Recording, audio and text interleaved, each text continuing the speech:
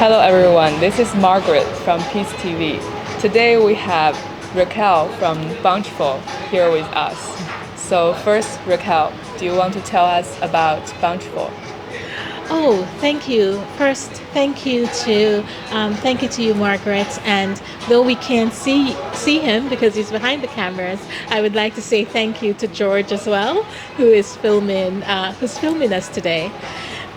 Thank you for inviting me and for the opportunity to tell you about the Bunchful organization.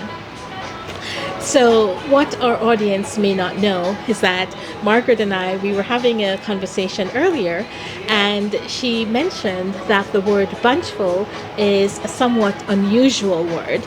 And so I mentioned, indeed it is. We created the word bunchful. Now, Margaret, do you remember what it means to be bunchful? Not to put you on the spot. I remember Raquel talked about bountiful means like abundance, right? Like you have abundance to share and to give others. Yes, Yeah. yes. To be bunchful, in fact, we coined the term to mean sharing your abundance with others. To be bunchful is to share your wealth, share your abundance with others, and that's what it means to be bunchful. More on that later on the organization itself. I That's a think great name. Oh, thank you. Yes. Thank you. I cannot take full credit for the name.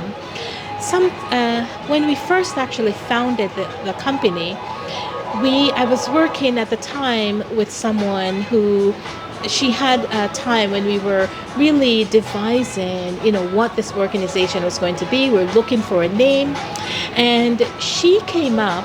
Her name is Candice. She came up with the first part of that word, which is bunch. And immediately when she said bunch, I loved it. It felt crunchy. I said yes, but it wasn't enough. It felt it needed something. So I added the suffix full, and so it became bunchful. So that's how we actually came up with the word bunchful.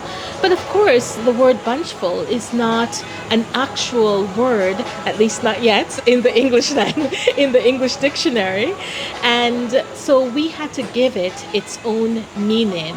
And I later came to the realization that to be bunchful, it had something grand in it. It had something full. And so I coined it to mean sharing your abundance with others. That's wonderful. Thank you. Thank you. But you were asking me about my organization. And really to talk about Bunchful, really I have to go back a little bit to growing up in the Caribbean. I was born and grew up in Jamaica. But those first 10 years of my life were spent on a little farm, actually, in a little farm in town. Our farm was a little bit of a distance. And I grew up with my grandparents, my grandmother and grandfather, and my little brother, my little brother Greg. I always leave him out.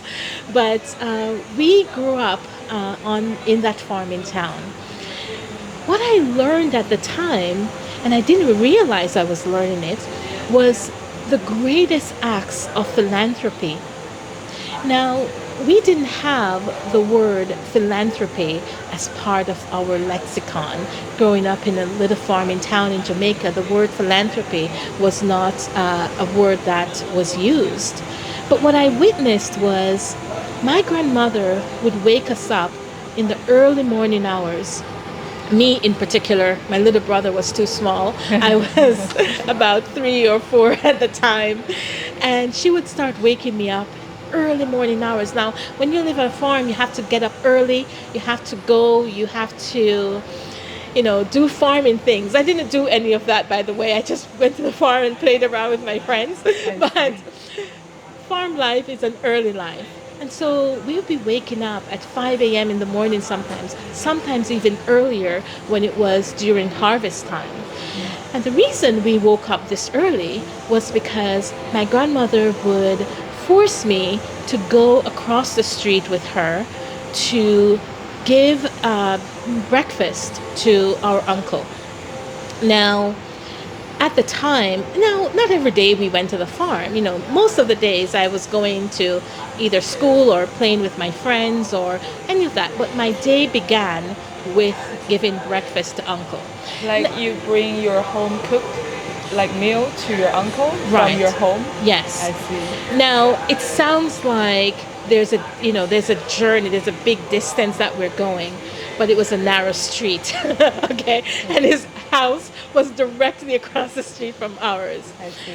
So the annoying part was that my grandmother would wake me up so early to take only a few steps across the street. I didn't understand, why can't you go by yourself? Why must I accompany you on this short? Like, why do you have to wake me up so early? I know. So it would be, some days more than others. I would be complaining more than others. I see. More than others. But one morning, I remember this so distinctly.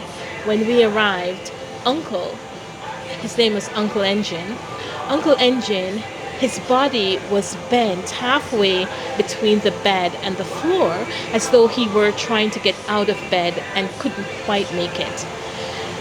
After we'd been knocking for a long time, no one came. We had the door burst open, and his house was somewhat up on a bit of a stilt. So I was peering up, and that's when I saw he was completely stiff. He had passed away. Oh.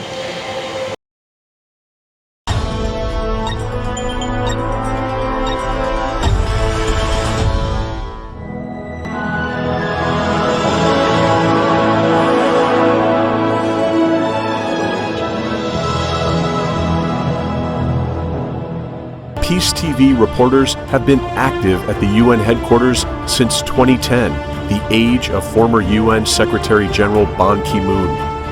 They are often invited to gather pictures and news about high-level meetings and events at the UN headquarters.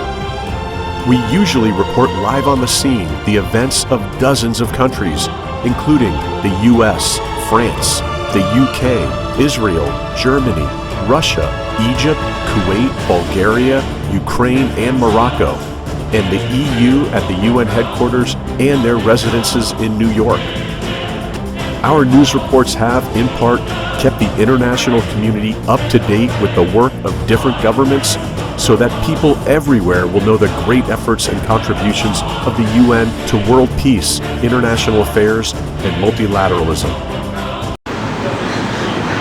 It's very interesting today for us that we get to share your story in a few different settings.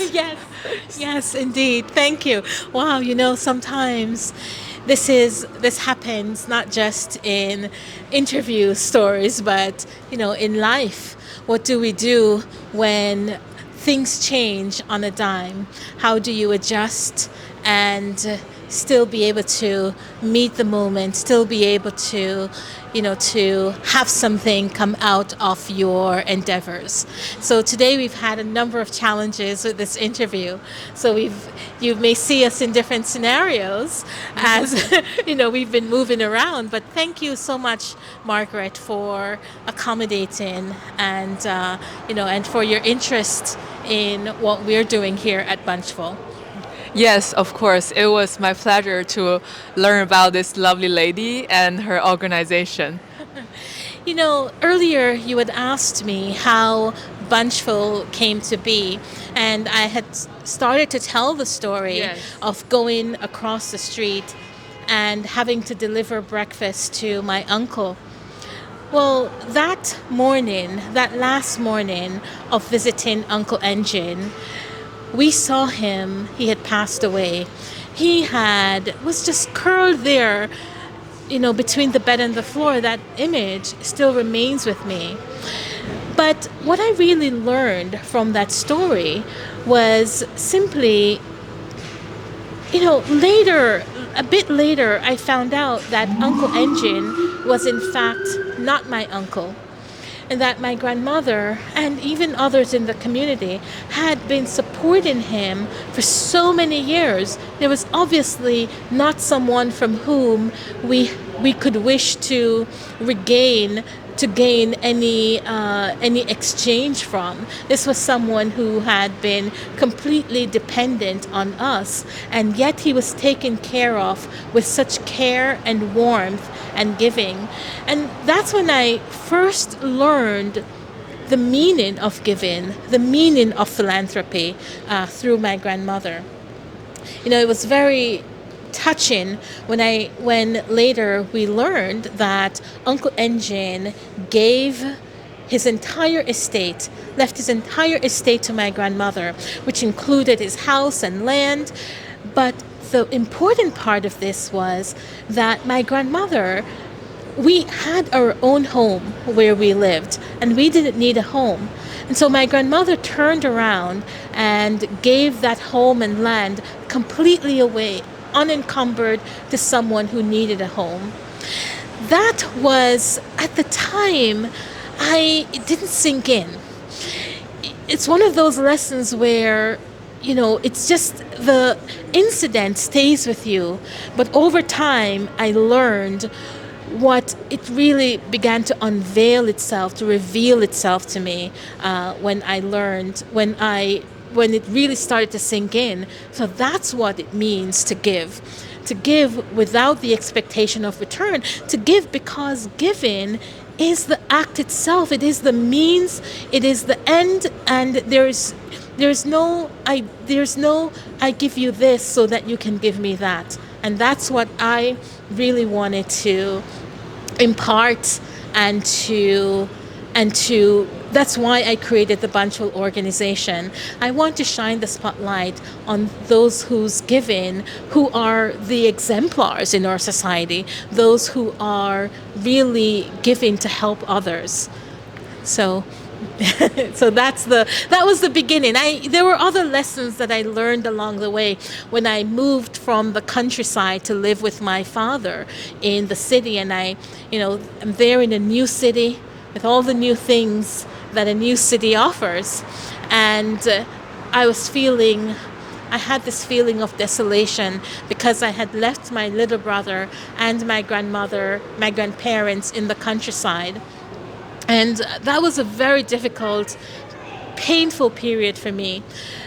But there was there was one evening when my brother came and dragged me out, and we all went because he wanted me to accompany the family to the store next door. And the reason for that was because on Friday evenings, not every Friday evening, but often enough, my father would hand $100 to the store owner, who would then, people would then line up for a meal on a Friday evening. And that was, lots of hungry people. And $100 at the time was a lot of money. So we would see the lines stretching all the way down the street for people who had come for a meal. And that really touched me because now I saw this, this act of giving that was now being, practiced by my father. And that recalled for me those times when I saw my grandmother giving. And that was a moment that really brought me out. And I was able to go on with regular childhood plays and childhood joys. And I think I can say that I've had a very circuitous path, lots of some success, lots of failure, but over the years. But the thing that I felt for a really long time, that I wasn't doing the thing that I was meant to be doing. And having founded BUNCHFUL, I am at peace. It is not the only thing that I am. I am, like all of us, so many things, layers, and so many things that I want to create and bring into the world. But BUNCHFUL is an important one of those things. So I am lucky to be able to help shine the spotlight on givers. and really grounded it in something that the UN SDGs that were created as a blueprint for a better world, and being able to look at giving in how can giving help to achieve these goals so that we all can help to create a better world for ourselves, for our children, for the future, for now. And so that's essentially what the BUNCHFUL organization is all about. Yes, and also I think you mentioned it's a kind of a response to what is the spotlight of the UN SDG this year, right? Oh, yes. In November of 2023 was when we had the inauguration of the BUNCHFUL Awards. And so we identified a number of individuals whose giving we can help to in the attainment of the SDGs. Now this year, our focus was good health and well-being, which is SDG number 3. And so we look at those whose giving would really help to move the needle toward attainment of the SDGs. And that was accompanied by our 3rd annual summit, which is the BUNCHFUL Future of Philanthropy World Summit. And at the summit, we explored, we had discussions, workshops around that focus topic, which was good health and well-being. So you'll have to stay tuned to learn what our focus will be. Our focus SDG will be for 2024. We haven't released that information as yet. Okay, we'll definitely stay tuned for that. Oh, thank you. Yes, January 1st we will be announcing the SDG focus for 2024, and I think that you will find there's a lot of correlation around it. There are many reasons why we have chosen this particular SDG for our 2024 focus. Yeah, especially in a world where we're living today, there's so much strife going on. There's wars all around the world. We want to see how we can, without choosing sides, how we can help toward a more peaceful world for all of us. At this year's event, we actually invited an Israeli and Palestinian to collaborate in delivering delivery of one of our awards. So those kinds of things are also acts of giving that we want to help, that we want to exemplify, that we want to help move toward.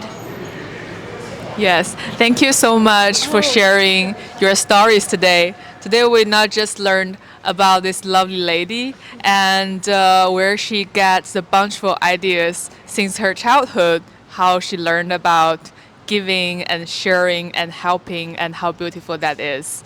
So it was a wonderful time to share about your stories today, and hopefully we'll talk soon. Thank you so much, Margaret. It was wonderful, our luncheon today, and with all its disruptions, thank you again. And the next time I see you, I will ask, what does it mean to be BUNCHFUL? So hopefully. I will take the test next time. Thank you. Thank you again. Thank you. Everyone. Bye.